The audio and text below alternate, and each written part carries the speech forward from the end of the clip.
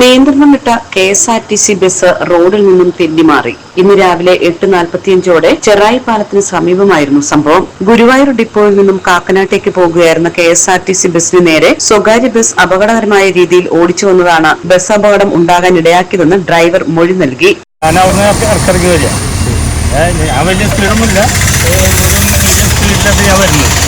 അവിടുന്ന് ഫ്രണ്ടിൽ നിന്ന് ഒരു ബസ് ഓവർടേക്ക് ചെയ്ത് വന്നു നമ്മുടെ ഫ്രണ്ടിലേക്ക്. അപ്പോൾ മഴ വീണപ്പോൾ വണ്ടി ബ്രേക്ക് ഇട്ടപ്പോൾ വണ്ടി സൈഡ് വലിച്ചു. ഞാൻ ആ വണ്ടിനെ ഞാൻ രക്ഷിച്ചാണ്. അല്ലെങ്കിൽ നേരത്തെ ഇടിയുള്ള രീതിയിൽ സംഭവിക്കും. ആ ഇടി ഇല്ലാതിരിക്കാൻ വേണ്ടിയാണ് ഞാൻ നമ്മുടെ ബ്രേക്ക് ചവിട്ടുന്ന ദിവസം വണ്ടി സൈഡ് വലിച്ചു.